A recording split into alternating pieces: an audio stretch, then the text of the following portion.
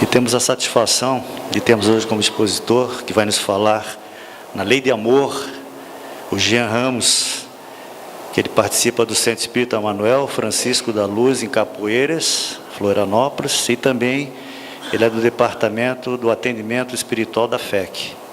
E que Jesus te abençoe nessa exposição da noite. Boa noite, irmãos. Trazemos um abraço da equipe do centro que frequenta, em Florianópolis, e da Federação Espírita Catarinense também. O tema que nos foi dado hoje, como eu falei ainda há pouco, na outra conversa às 7 horas, ele é de certa forma intrigante.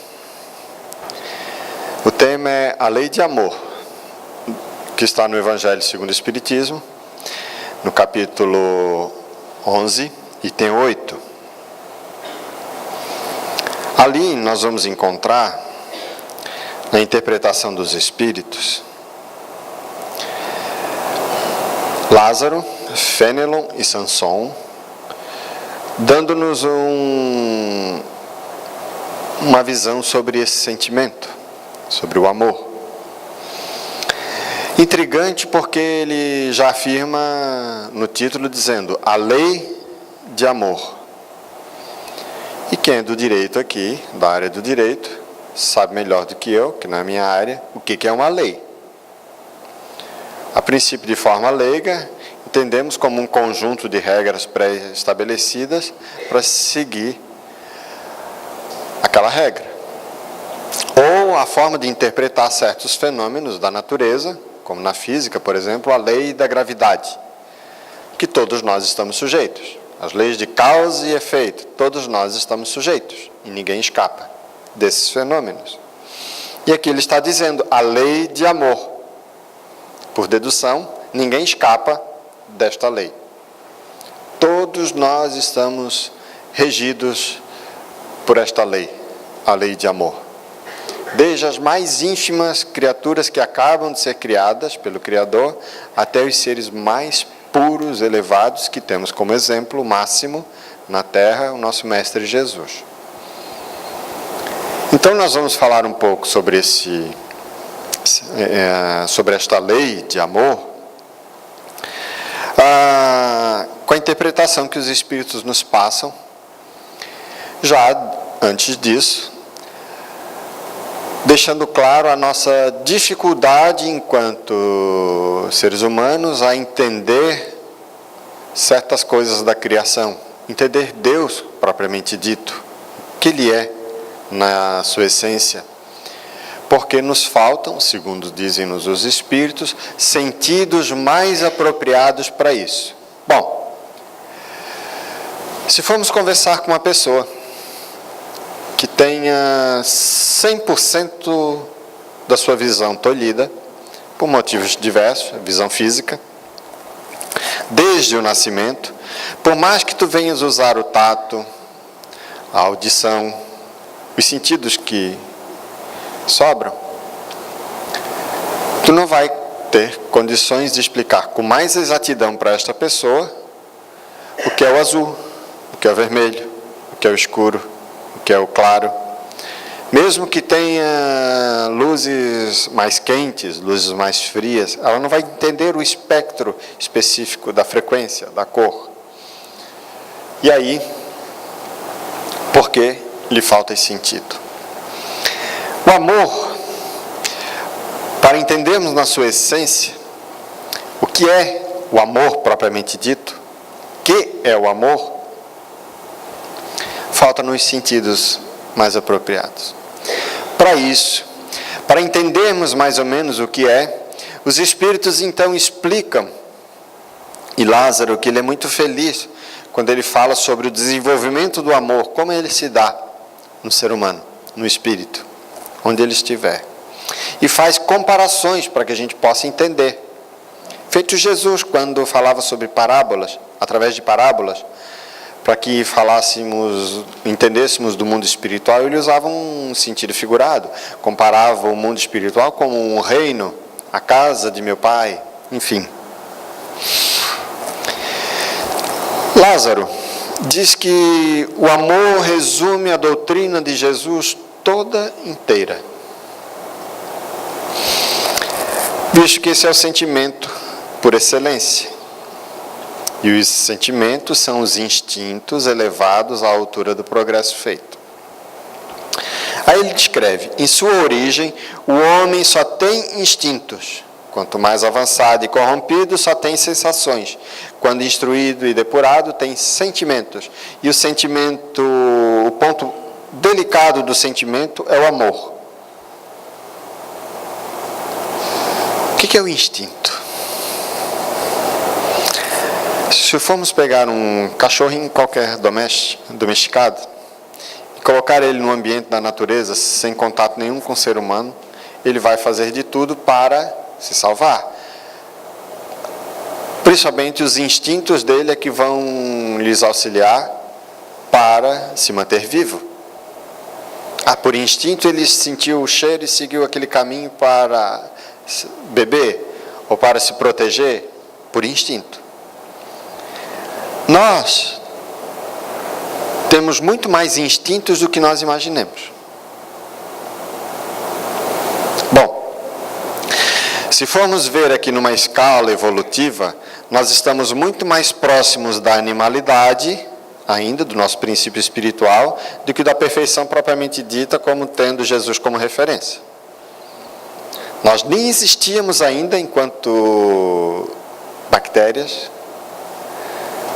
não existia nem vida na Terra, e diziam os espíritos que a nossa vida espiritual acompanha a vida biológica, então nós somos mais novos do que a Terra, por dedução, e Jesus já se encontrava na condição de um espírito evoluído antes da Terra existir. Bom, então nós estamos muito mais próximos da animalidade, sujeitos às influências da matéria de forma compulsória. Como assim?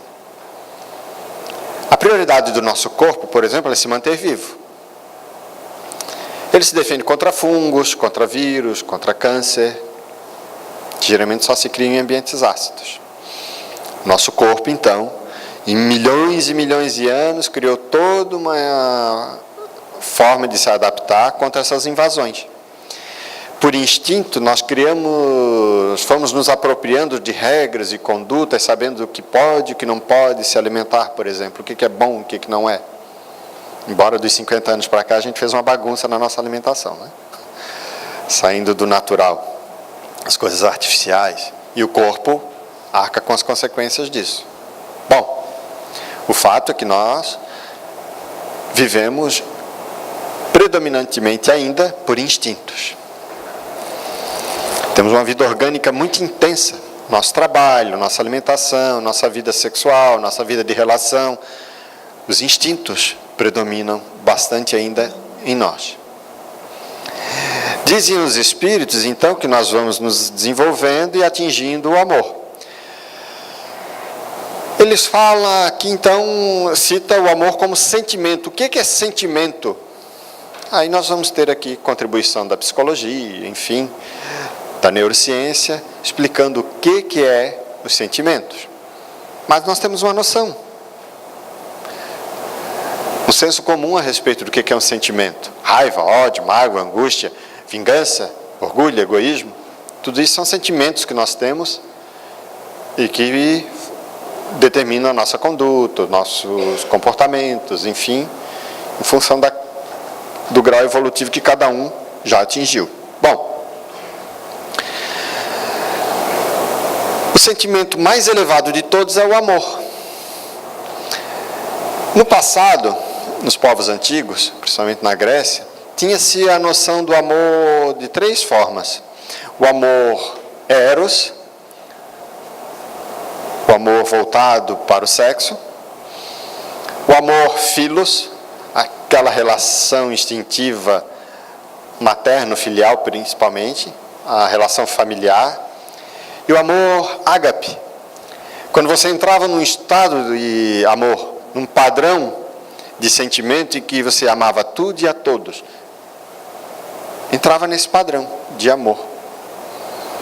E aqui que Lázaro faz essa citação. E o ponto delicado do sentimento é o amor, não o amor no sentido vulgar do termo. Agora olha só a comparação que ele faz. Mas esse sol interior que condensa e reúne em seu ardente foco todas as aspirações e todas as revelações sobre-humanas. Lembra que eu falei das nossas dificuldades para entender o que é isso, aquilo, por causa a falta de alguns sentidos mais apurados? Chegaremos lá. Lázaro aproveita então a figura do sol. O que é o sol na nossa vida? Tudo na terra existe por causa do sol, até a própria terra. O sol é fonte de vida, fonte de energia. Lázaro então usa o sol por comparação ao amor. O amor é essa fonte de energia que tem dentro de nós e que ninguém escapa. Todos os temos. O amor, ele te dá vida. Enfim.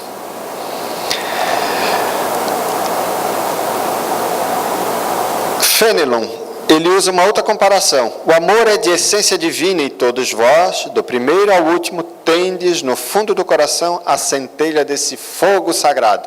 Ó, compara o amor como fogo. O que é o fogo em si? Fonte de energia.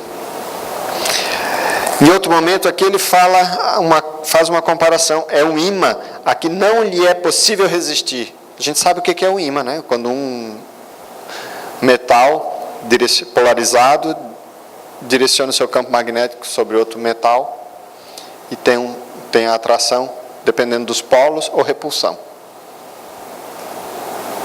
O amor é como um imã. Então ele faz essa comparação, o sol, o fogo, o imã, para a gente entender de forma mais ou menos especulativa o que é esse sentimento de forma mais específica. O que é o amor? Nós temos essa dificuldade. Bom, mas a gente consegue entender aqui as consequências do amor quando aplicado de diversa forma. E é nisso que nós vamos falar, basicamente. No Livro dos Espíritos, nós temos na questão 888, quando Allan Kardec pergunta aos Espíritos, e São Vicente de Paulo faz a resposta, quando trata da lei de justiça, amor e caridade.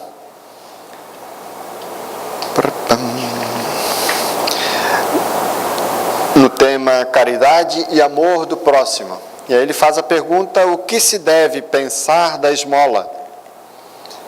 E eu deixo aqui a indicação para os irmãos lerem em casa, em outro momento. E ele fala então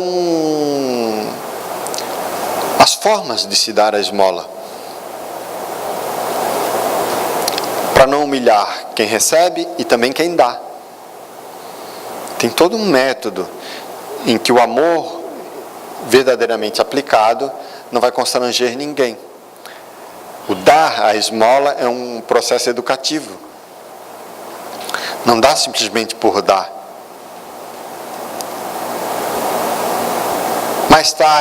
Mais adiante, então, ele faz uma contrapergunta sobre a esmola ainda. E São Vicente de Paulo, então, vai descrevendo, até chegar nesse ponto, que eu peço aos irmãos a atenção. Amai-vos uns aos outros, eis toda a lei. Opa, está citando que é uma lei. Por que nós vamos entender agora? Por comparação à lei da gravidade, à lei de causa e efeito, por exemplo. O amor, amai-vos uns aos outros, eis toda a lei, lei divina. Olha a citação dele. Mediante a qual governa Deus os mundos. Se tem alguém da astronomia aqui, vai entender melhor que qualquer um de nós aqui, quão grande Deus é, por extensão, o tamanho desse universo. Tudo isso que a gente vê e não vê, nem imagina, é regido pelo amor. Segundo a informação de São Vicente de Paulo. Agora ele diz uma outra coisa, quem é da física aqui vai entender muito melhor. O amor é a lei de atração para os seres vivos e organizados. Lembra o imã? Lei de atração entre os seres vivos e organizados. De certa forma, nós estamos reunidos aqui pelo amor. Nós nos aproximamos no amor em diversa forma, por instinto, por sensação, por sentimentos. E aí aqui ele faz uma citação fantástica. Ele diz que o amor é a lei de atração para os seres vivos e organizados. Olha só, a atração é a lei de amor para a matéria inorgânica. O hidrogênio atraindo e sendo atraído pelo oxigênio, mais outro hidrogênio formando a água. Toda essa relação química, essa força física de atração na matéria é o amor. Está em tudo. É a manifestação mais significativa para nós, para entendermos na essência o que é Deus. Que nos falta ainda, por mais que venhamos aqui utilizar todos os nossos sentidos, a expressão na língua portuguesa, e olha que ela é rica para expressar os sentimentos, por mais que venhamos aqui utilizar todos os nossos recursos, é mera especulação a respeito do que é na essência o nosso Criador, que entendemos como causa de tudo, soberanamente justo e bom, eterno, único, imutável, onipotente. Resumindo, Deus, o amor.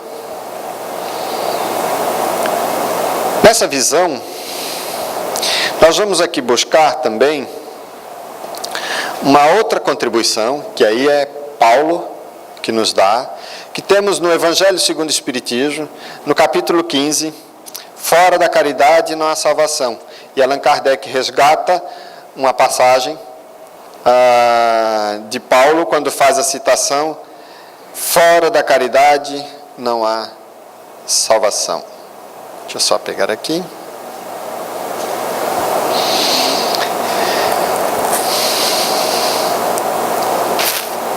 Quando mesmo eu tivesse a linguagem dos anjos, quando tiver o dom de profecia, que penetrasse todos os mistérios, quando tivesse toda a fé possível, até o ponto de transportar montanhas, se tiver caridade, nada sou. Dentre estas três virtudes, a fé, a esperança e a caridade, a mais excelente é a caridade. Na língua portuguesa vamos entender o que é a caridade. A caridade em si não é o amor. Dependendo da tradução bíblica, a palavra caridade foi tomada pelo amor e vice-versa. A caridade é quando você, por amor, faz algo em benefício de alguém sem esperar algo em troca. Você faz bem para o outro, sem esperar nada em troca. Por amor. Isso é a caridade. É o amor materializado. É o amor em ação. E vamos ver depois as vantagens de você deixar o amor fluir através de você. Bom, aí ele faz uma citação.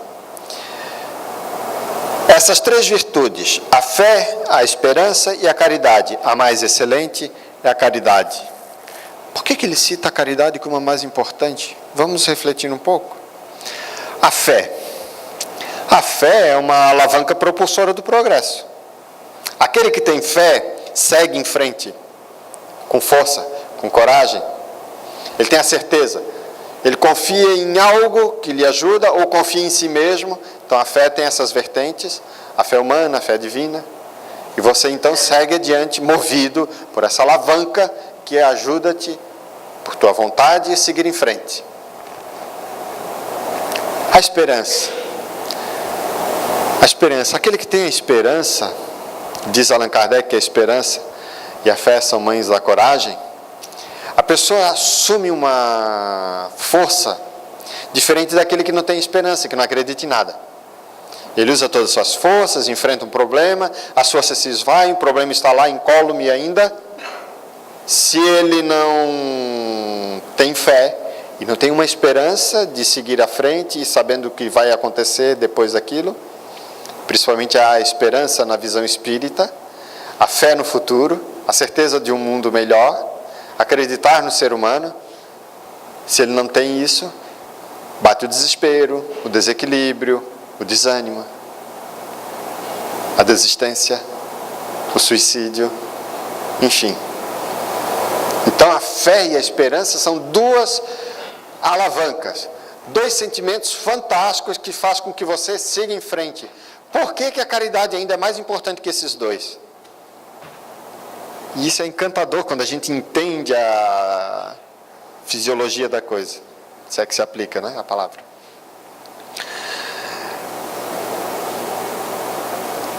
Sansão, ele faz uma citação que, por mais vil que seja uma pessoa, ela pode depositar o amor a alguém, a algum objeto, alguma coisa.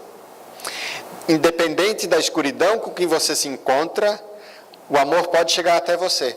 Independente da condição espiritual que você se encontra, se você é mais evoluído ou menos evoluído, você tem condições de amar. Então o amor, ele está acessível a todos. Não depende de educação. A fé pode ser potencializada pela educação e a esperança também, pelo conhecimento. O amor não, ele está em todos. Todos nós os temos. Quando você vai nos infortúnios ocultos, direcionar o teu amor para esse ou aquele que seja num lar em desmoronamento, numa rua onde se encontre alguém abandonado, um mendigo, enfim, um morador de rua, num asilo, numa penitenciária, num hospital, independente de onde você está, o amor pode chegar até em você. Isso transforma quem recebe. Transforma. Vou usar aqui um exemplo, embora não me vejo como referência, mas só para os irmãos entenderem o que aconteceu. Estávamos num bairro em Florianópolis, nas madrugadas de inverno, muito frio. Levar roupas e alimentos. Uma refeição rápida, para aquecer eles, para eles passarem pelo menos aquele momento, só como desculpa para emprestar o ouvido para eles. Numa dessas caminhadas, das noites mais intensas que teve em 2013, que chegou a dar neve nos morros da Palhoça. A minha avó, em 90 anos de vida, nunca viu isso na vida dela. Em 90 anos, se criando embaixo dos pés ali da serra, nunca viu neve ali. Naquele ano deu. Nós estávamos passando numa rua em que veio um morador de rua, numa posição todo encolhido, com uma roupa de manga curta e uma bermuda. Frio. Estava agasalhado, deitado num papelão, como cama, e cobrindo com plástico preto de lixo.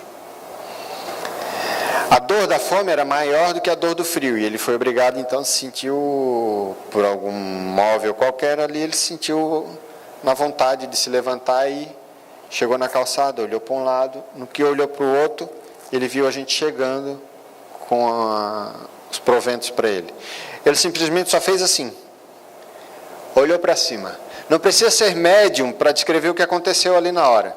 Todos nós sentimos como se uma luz envolvesse ele, criou um elo direto com ele e dali espalhou para todos nós. Não tem passe em Centro Espírita que se iguale a isso, meus irmãos.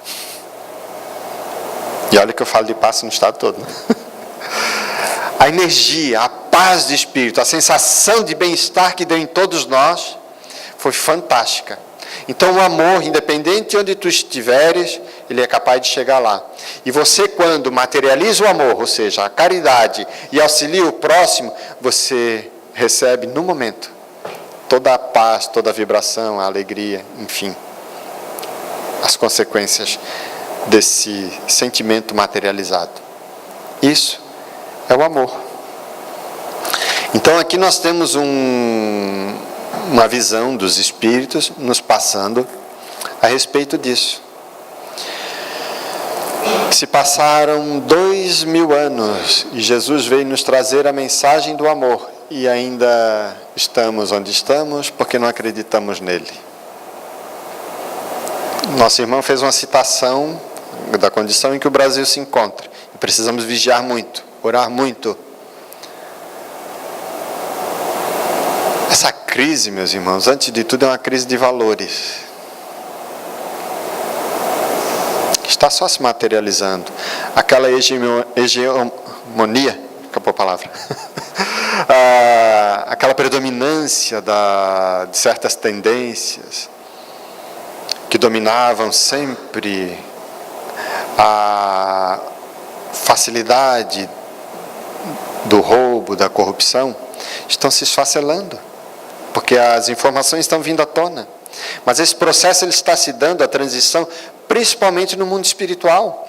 Uns dizem que nós estamos entrando na era de Aquário, outros dizem que nós estamos entrando no momento apocalíptico, a separação do joio e do trigo. Outros dizem que nós estamos entrando no mundo de regeneração. Não importa a interpretação aqui. Nós estamos passando por um fenômeno de transformação intensa. Hoje nós aceitamos coisas que há 100 anos nós rejeitávamos. Daqui a 100 anos nós vamos estar vendo o mundo de uma forma totalmente diferente da de hoje. Nós progredimos sempre. E a Terra, então, está recebendo uma enxertia de uma quantidade enorme de espíritos que vêm de outras moradas, trazendo a contribuição. E muitos que não acompanham o processo de evolução também dessa Terra, essa escola chamada Terra, serão encaminhados. Deus nos ama tanto que Ele diz assim: se você quer se manter nessa tua conduta, não tem problema, meu filho. Eu vou te dar outra morada para você. Continua. Não tem problema. Não vai ser talvez do jeito que você goste. Aqui na Terra não tem mais espaço. E essa transição está se transformando. No mundo espiritual, principalmente. Lugares sombrios, onde predominavam as sombras, sendo substituídos por escolas, jardins, locais de pesquisa, de integração, fraternidade, tudo no mundo espiritual. Nós estamos sentindo o reflexo disso. Como é a questão na evolução, nós cada dia vamos observando sentimentos que em toda a nossa história evolutiva a gente nunca sentiu. O nosso cérebro muitas vezes codifica essas emoções, essas sensações novas, baseado naquilo que ele já sente. Então, muitas pessoas passam por uma perturbação psicológica, não conseguem se adaptar a uma opressão de certa forma. Mas isso vai passar. Vai ter um alívio depois dessa tempestade toda. Mas nós precisamos, meus irmãos, estar atentos. No livro dos Espíritos, nós temos a resposta, quando trata sobre o egoísmo e suas consequências, na questão 917 em diante. O egoísmo precisará fazer tanto mal quanto for necessário para que a humanidade aprenda com as consequências a escolher outros caminhos que não estes do egoísmo. O egoísmo é eu primeiro.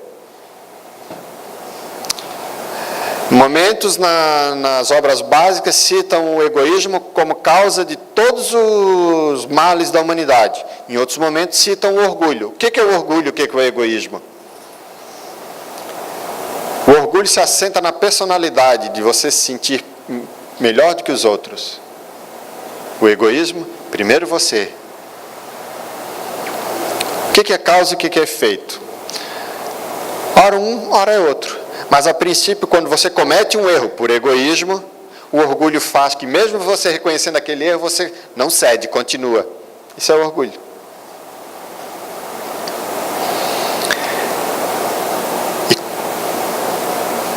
Quantos males ainda vamos precisar passar para começar a dar valor para outras coisas? E é que lembramos de uma oração que foi atribuída a Francisco de Assis, São Francisco de Assis.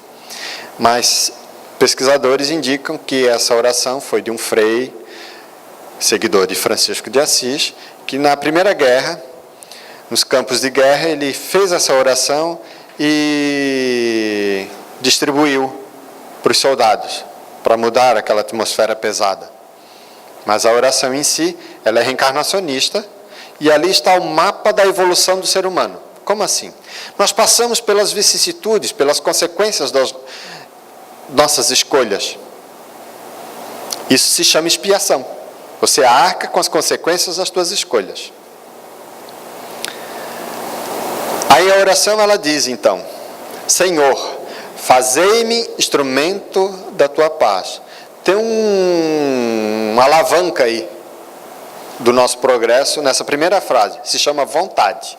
Se você não tiver vontade de mudar, ou de parar, ou de ir para frente, ou se não houver vontade, nada acontece. Então eu me coloco à disposição, Senhor, eu me comprometo contigo, eu quero ser teu instrumento, essa é a minha vontade. A palavra vontade está em quase todas as grandes orações das grandes religiões na terra. Pai nosso que estás nos céus, santificado seja o teu nome. Eu reconheço a tua grandeza, Senhor. Venha a nós o teu reino e seja feita a tua vontade na terra como nos céus. Ou seja, a minha vontade é me submeter à tua, porque eu reconheço a tua grandeza. Eu sei que tudo que tiveres vontade da tua parte para mim vai ser de bom, de melhor. Então eu me deixo ser conduzido. Então amar os outros é fácil. Às vezes deixar ser amado é mais difícil, porque eu tenho que me submeter ao gosto dos outros. Isso é um exercício constante de humildade. Aquele que ama entra nessa frequência. Em estado de amor, é humilde. E aí a palavra vontade, então, está relacionada nas grandes orações. Bom, agora eu quero ser teu instrumento. E ele cita, então, o mapa agora da evolução. Onde houver ódio, que eu leve o amor. Onde houver ofensa, que eu leve o perdão. Onde houver discórdia, que eu leve a união. Onde houver a dúvida, que eu leve a fé.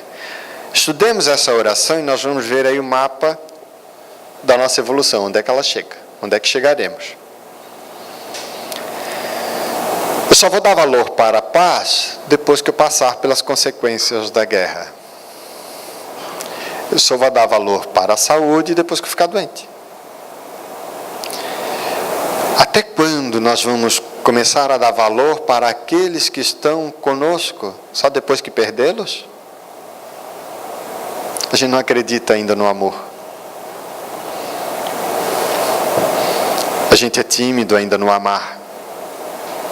Esse sentimento que nos muda totalmente, que transforma. A gente não deixa esse sol estar nublado ainda pelo nosso racionalismo, pelas nossas ideias diversas, preconceitos, ou pelo desconhecimento da vida espiritual verdadeiramente falando, da condição que nós temos. Eu não tenho medo da morte. Talvez você não tenha medo da sua.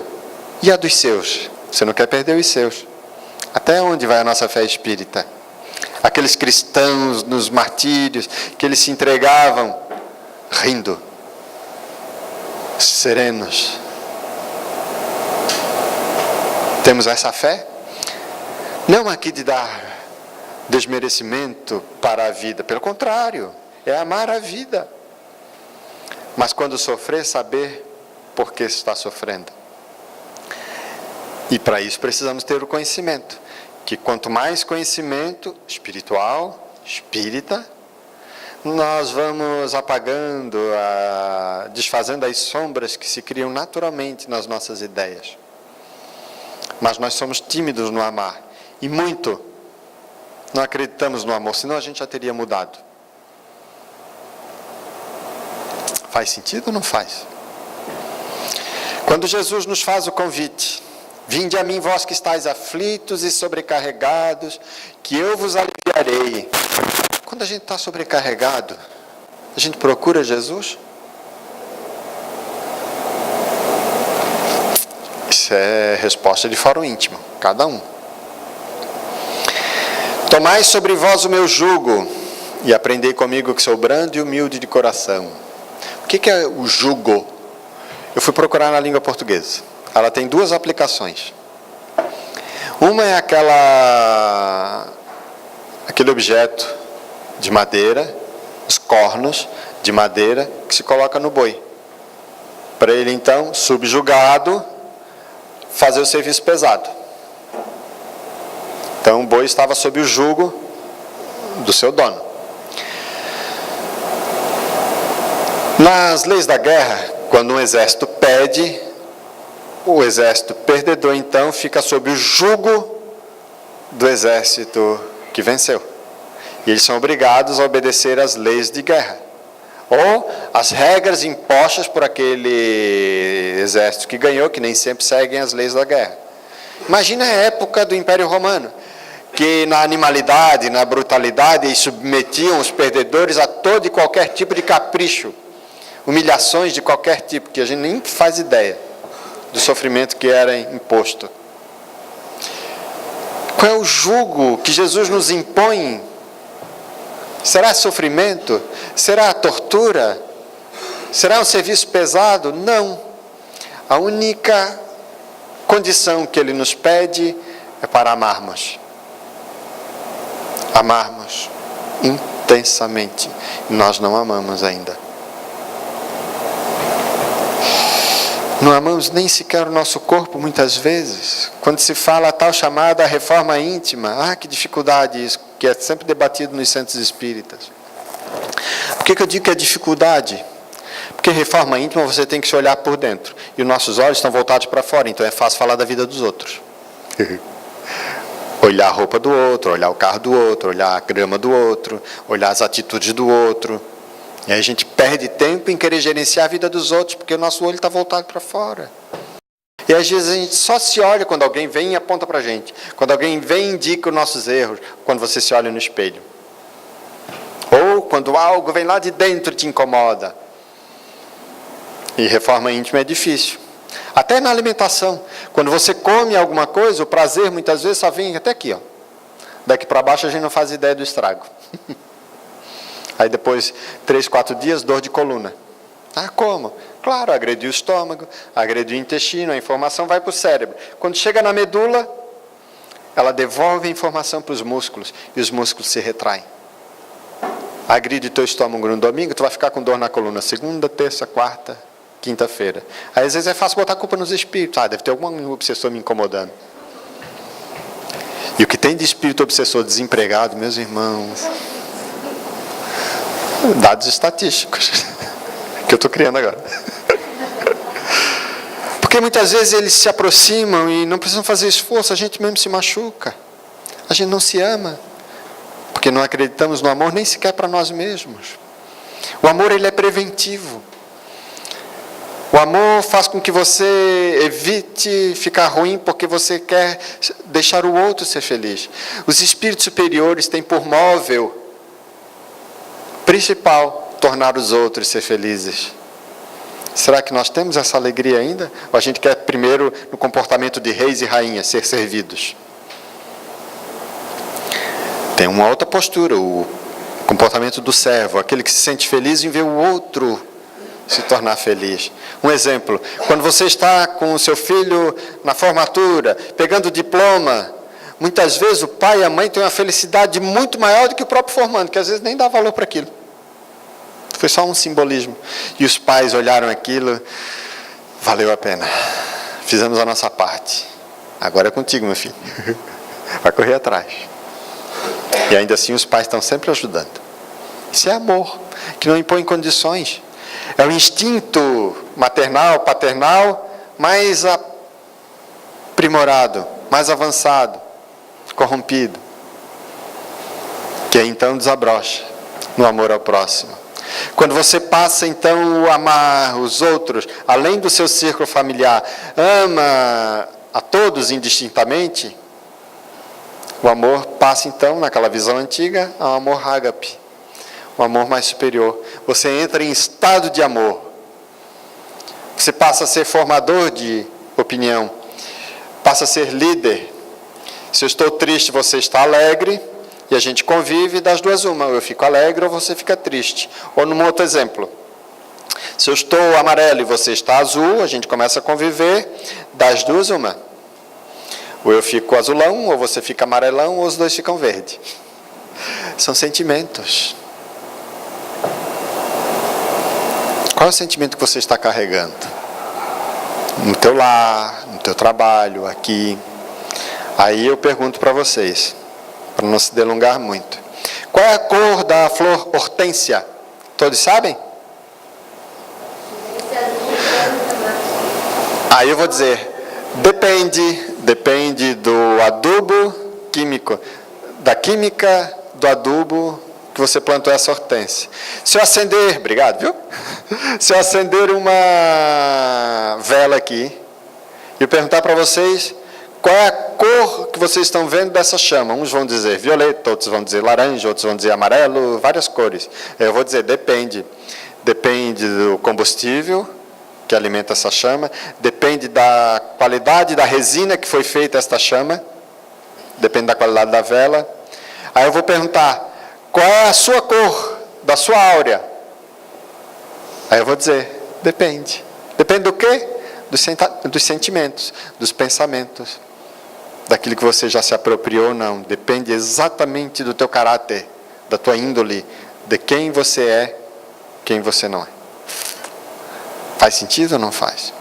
Quer mudar a tua cor? Quer ser aquela pessoa em que você chega num grupo, que bom que você chegou, diferente daquela, vamos mudar de assunto porque o assunto chegou.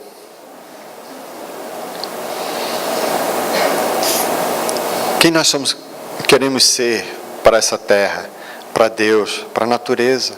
A gente comete tanto crime ainda que a gente não se dá conta.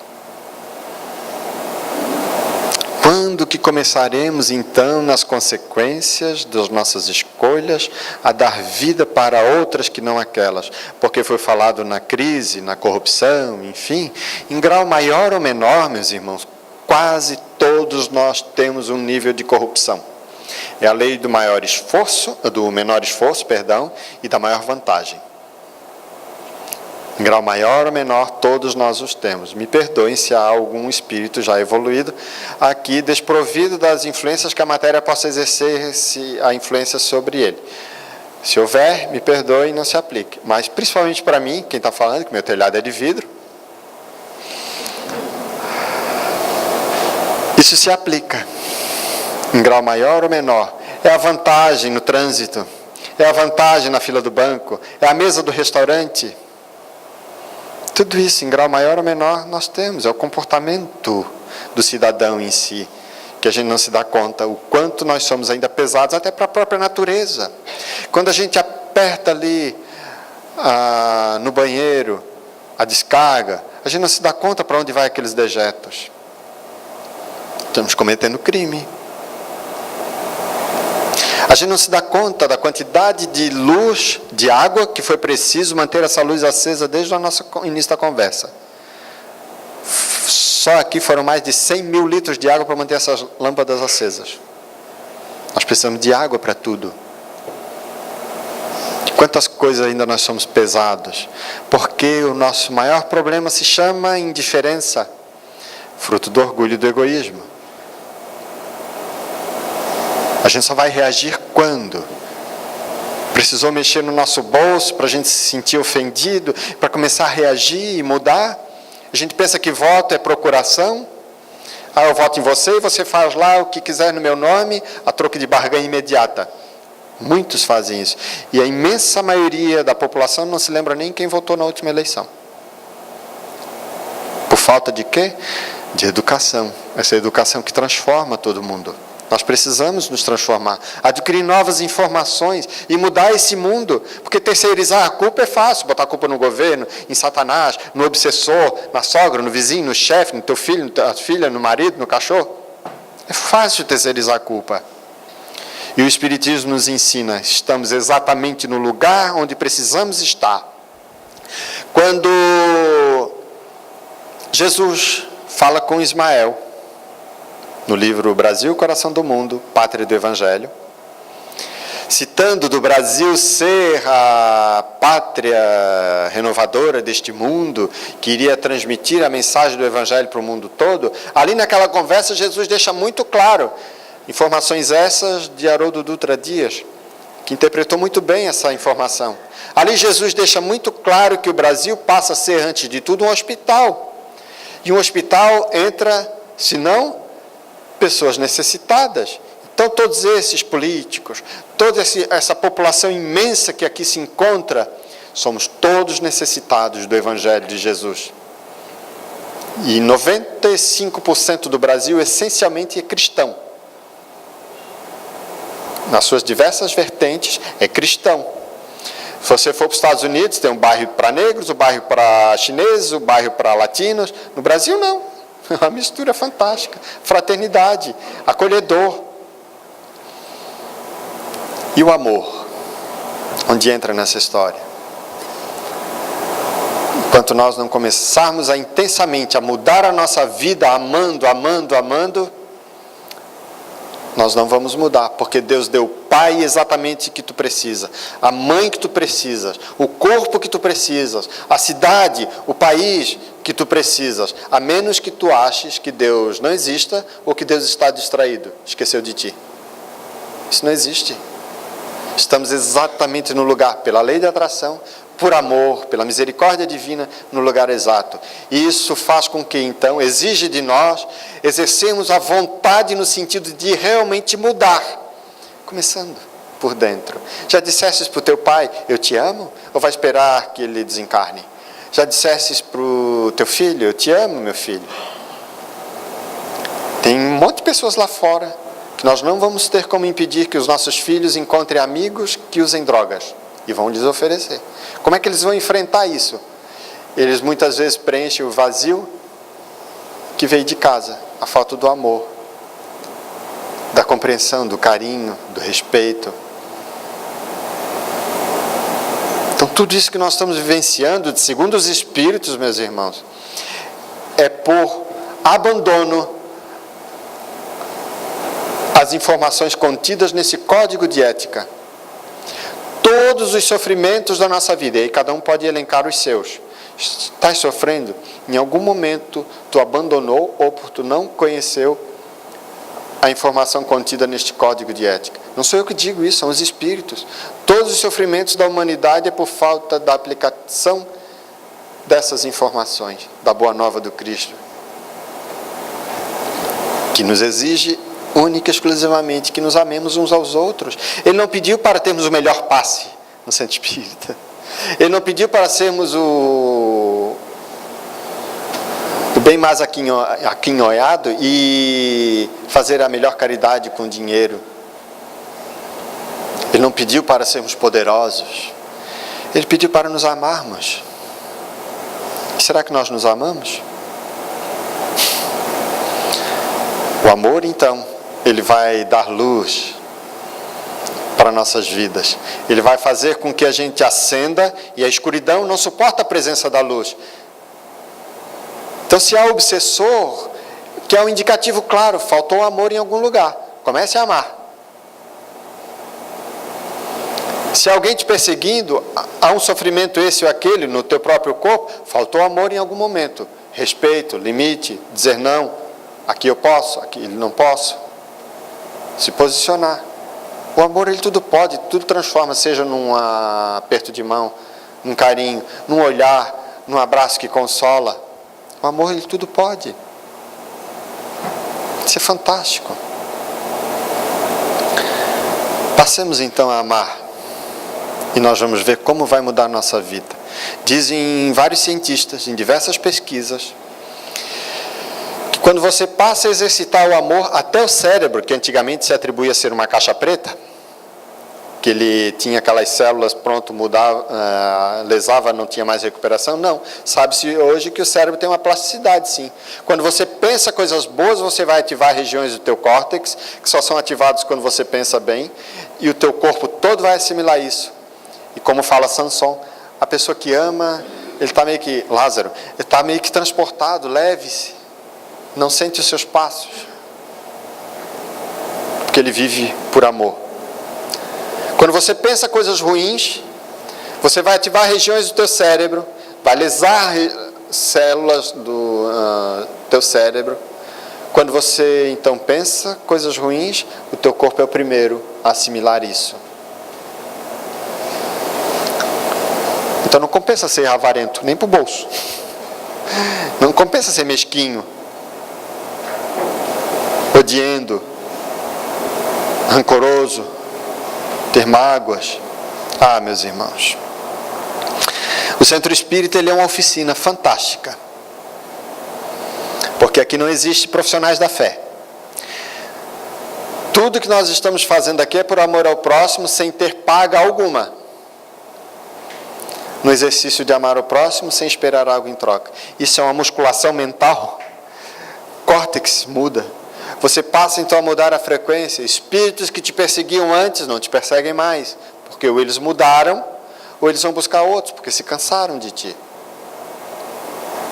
A luz te protege. Você acende em luz. Muda tudo. Amemos então.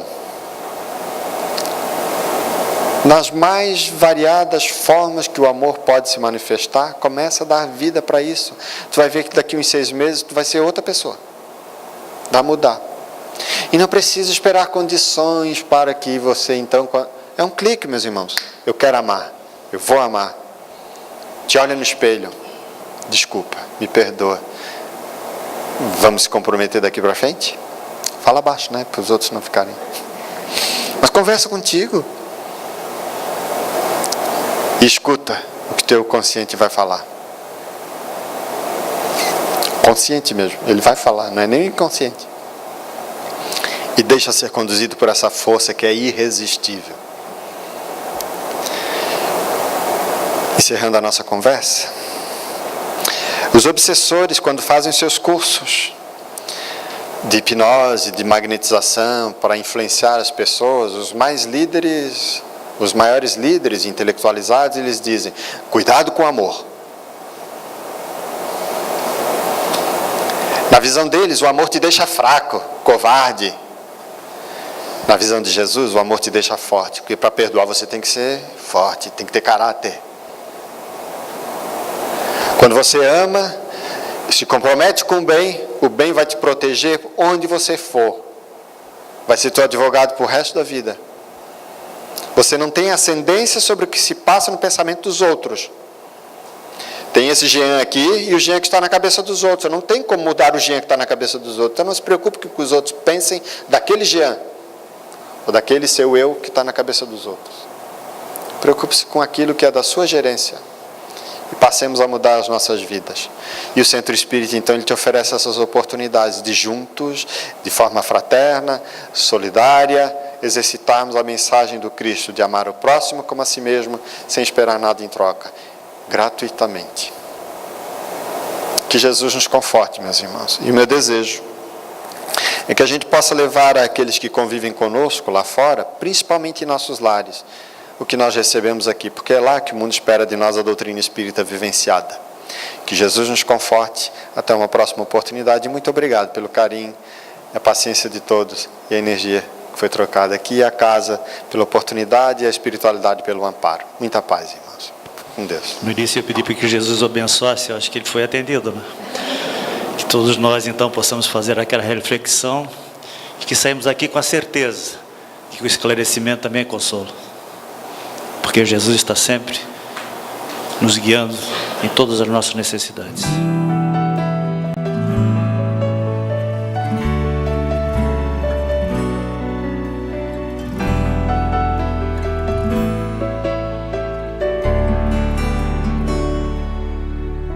Se a gente seguisse o seu caminho, seria feliz. Se a gente ouvisse os seus conselhos, seria feliz. Se fosse manso como ele, seria feliz. Tinha mais coragem e determinação pra mudar. Se a gente compreendesse mais o que ele deixou, seria caridade e paz, amando o amor. Não ia mais ficar chorando, nem se lamentar. Quem seguir o seu exemplo vai se iluminar. Quando acusados do amor, caluniados,